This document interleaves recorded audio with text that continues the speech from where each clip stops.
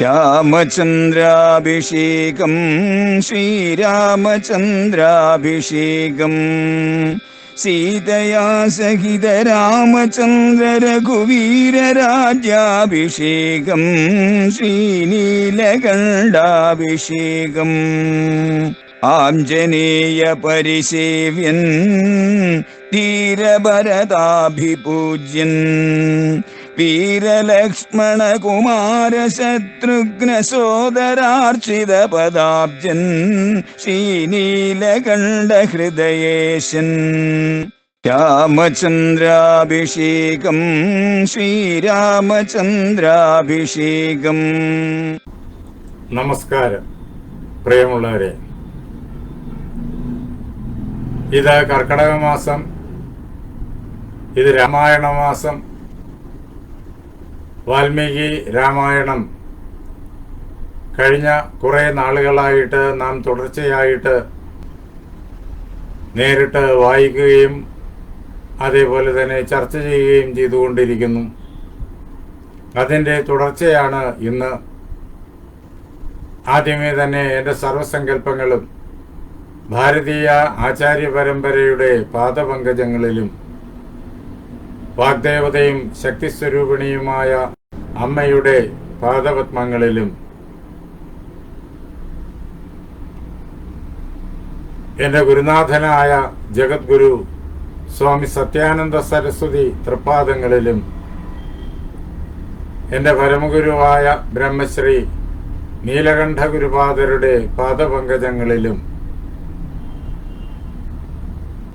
ഇത് ശ്രവിച്ചുകൊണ്ടിരിക്കുന്ന നിങ്ങൾ ഓരോരുത്തരുടെയും ഗുരുനാഥന്റെ പാദപത്മങ്ങളിലും വാൽമീകി മഹർഷിയുടെ പാദപങ്കജങ്ങളിലും ആ ധന്യമായ സങ്കല്പം കൊണ്ട് പവിത്രമായിരിക്കുന്ന നിങ്ങളുടെ ഹൃദയങ്ങളിലും പൂജാപുഷ്പങ്ങളെന്നോണം സമർപ്പിച്ചുകൊള്ളട്ടെ.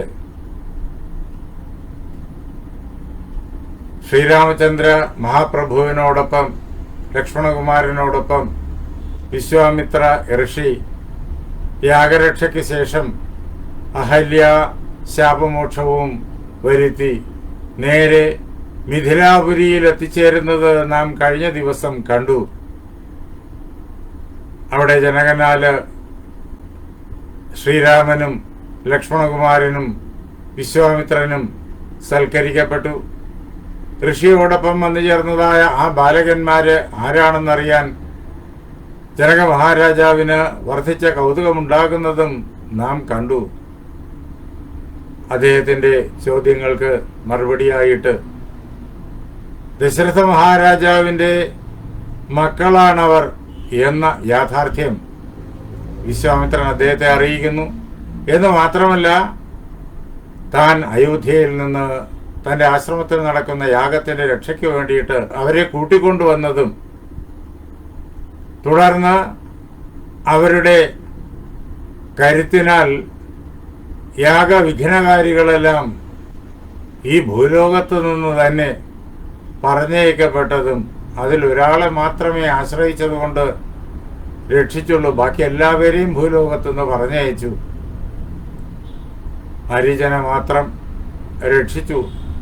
മേലിൽ ഇതേ പ്രകാരത്തിലുള്ള അതിക്രമങ്ങൾക്ക് മുതിരരുത് എന്ന നിർദ്ദേശത്തോടു കൂടിയിട്ട് മാരീചനെ അയച്ചു. അയാൾ തപസ് അന്ന് തൊട്ട് ആരംഭിക്കുകയും ചെയ്തു. അങ്ങനെ ആ രക്ഷ സംഘത്തെ ശ്രീരാമചന്ദ്ര മഹാപ്രഭു അവിടെ നിന്നിട്ട് അവരുടെ അതിക്രമങ്ങളിൽ നിന്നിട്ട് ഓടിച്ചു വിടുന്നതും അവരെ മുഴുവൻ തകർത്ത് കളയുന്നതും അതിനുശേഷം അഹല്യയ്ക്ക് ശാപമോക്ഷം വരുത്തിയതും ഒക്കെ വിശ്വാമിത്രയിൽ നിന്നിട്ട് കേട്ടറിഞ്ഞ ജനകന്റെ മനസ്സിൽ വളരെയേറെ സന്തോഷമുണ്ടായി. ഈ അവസരത്തില് ജനകന്റെ ഗുരുനാഥനായിരിക്കുന്ന ശതാനന്ദൻ അത്ഭുതപ്പെട്ടു. ആ ബാലകന്മാരുടെയും അവരുടെ അദ്ഭുത കർമ്മങ്ങളുടെയും ആ വർണ്ണന കേട്ടപ്പോ കാഴ്ച കൊണ്ട് തന്നെ അവർ അപ്രതിമന്മാരാണ് എന്ന് ശതാനന്ദന് ബോധ്യം വന്നിട്ടുണ്ടായിരുന്നു.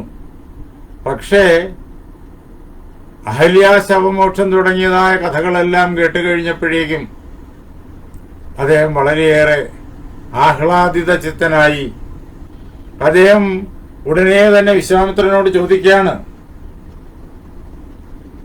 ബുദ്ധിമാനായ വളരെയേറെ തപസ്സിന്റെ ഉടമയായിരിക്കുന്ന ശതാനന്ദൻ,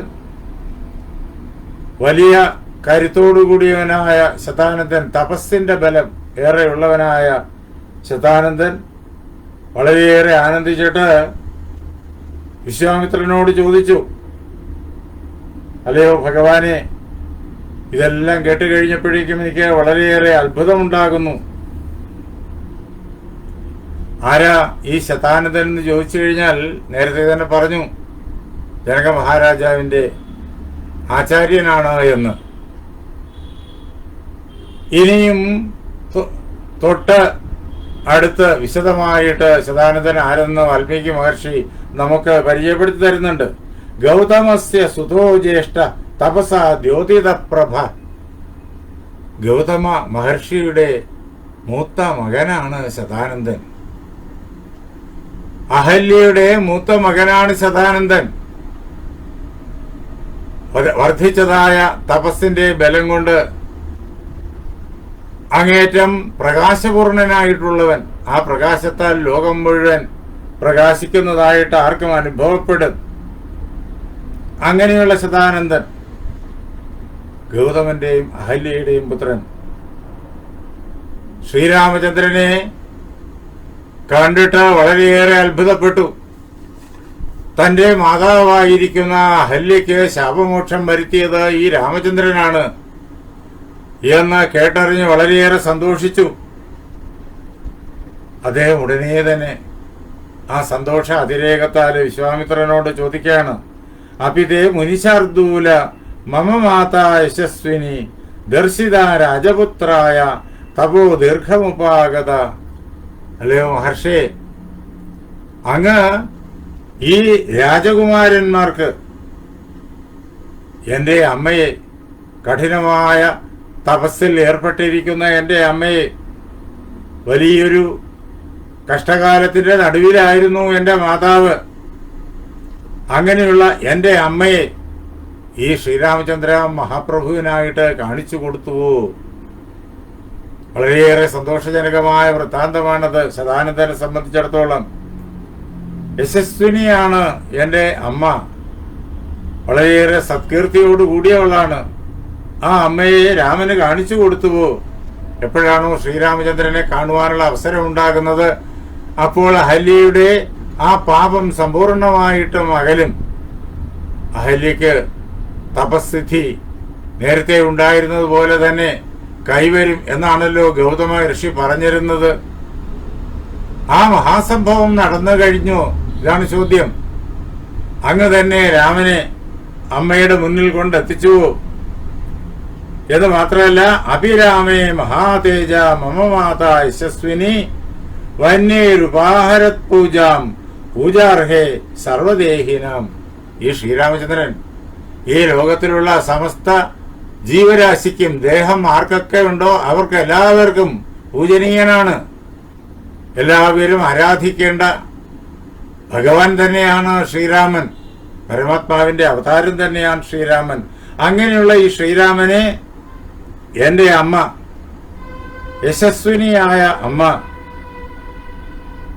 യഥായോഗ്യം ശാസ്ത്രവിധിപ്രകാരം കാനനത്തിന് ലഭിക്കുന്നതായ പഴങ്ങളെ കൊണ്ടും പുഷ്പങ്ങളെ കൊണ്ടും ദിവ്യങ്ങളായ പദാർത്ഥങ്ങളെ കൊണ്ടും വിധിപ്രകാരം പൂജ ചെയ്തുവോ? ആ കാര്യങ്ങളൊക്കെ വീണ്ടും വീണ്ടും ചോദിക്കുകയാണ്. ഇതെല്ലാം വിശ്വാമിത്രൻ പറഞ്ഞതാണ്. എങ്കിലും അത് കേട്ടപ്പോഴുണ്ടായ സന്തോഷത്തിന്റെ ആധിക്യം അമ്മയ്ക്ക് ജീവിതത്തിലെ പരമധന്യത കൈവന്നിരിക്കുന്നു. അമ്മയ്ക്ക് ധന്യത കൈവരുമ്പോഴേക്കും അതിന്റെ ആനന്ദം മക്കൾക്ക് എല്ലാവർക്കുമുണ്ട്. ആ ആനന്ദത്താൽ വീണ്ടും വീണ്ടും ചോദിക്കുകയാണ്, അല്ലയോ വിശ്വാമിത്ര മഹർഷി, ശ്രീരാമചന്ദ്ര മഹാപ്രഭു എന്റെ അമ്മയുടെ ചരിത്രം അങ്ങ് പറഞ്ഞ് വിസ്തരിച്ച് കേട്ടുവോ എന്ന് മാത്രമല്ല, ശ്രീരാമചന്ദ്ര മഹാപ്രഭുവിന് അമ്മയുടെ ആ പൂജകളെല്ലാം സമർപ്പിതമാകുന്ന അവസരത്തില് വളരെയേറെ സന്തോഷമുണ്ടായോ? ഇതെല്ലാം ഒന്നൊന്നായിട്ട് വീണ്ടും വീണ്ടും വീണ്ടും സദാനന്ദൻ ചോദിക്കുന്നു. അല്ലയോ വിശ്വാമിത്ര മഹർഷി, ആ അവസരത്തിൽ തന്നെ എന്റെ അച്ഛൻ ഈ സന്തോഷകരമായ മുഹൂർത്തത്തിൽ അവിടെ എത്തിച്ചേർന്നുവോ? എന്റെ അച്ഛൻ ശ്രീരാമചന്ദ്ര മഹാപ്രഭുവിനെ സ്തുതിച്ചുവോ? എന്റെ അച്ഛനെ കണ്ടിട്ട് ശ്രീരാമചന്ദ്ര മഹാപ്രഭു സന്തോഷിച്ചുവോ? ഇങ്ങനെ ഓരോരോ ചോദ്യങ്ങളായിട്ട്, വളരെ വിശദമായ ചോദ്യങ്ങളായിട്ട് ശതാനന്ദൻ തന്റെ ആ ആഹ്ലാദത്തെ പ്രകടിപ്പിക്കുക കൂടിയാണ് ചെയ്യുന്നത്.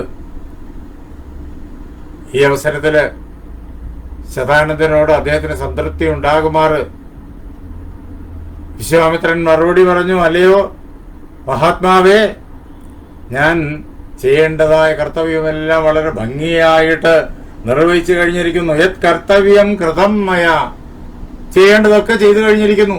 രാമനെ കൂട്ടിക്കൊണ്ടുവരിക, രാമനെ ആശ്രമത്തിനുള്ളിലേക്ക് കൊണ്ടുപോവുക, അഹല്യയെ കാണാനുള്ള അവസരമൊരുക്കുക, ഇങ്ങനെ വേണ്ടതെല്ലാം ഞാൻ ചെയ്തു കഴിഞ്ഞിരിക്കുന്നു. അതിൽ യാതൊരു വിധത്തിലും ഒരു കുറവും ഞാൻ വരുത്തിയിട്ടില്ല എന്നറിഞ്ഞുകൊള്ളുക. ഏതുപോലെയാണ് അങ്ങയുടെ പിതാവിന്റെ സമീപത്തേക്ക് അങ്ങയുടെ അമ്മയ്ക്ക് എത്തിച്ചേരാൻ ഞാൻ അവസരമൊരുക്കിയത് എന്നത് വിശ്വാമിത്രൻ പറഞ്ഞു കേൾപ്പിക്കുകയാണ്. സംഗത മുനിനാ പത്നി ഭാർഗവേണേ വരേണുക.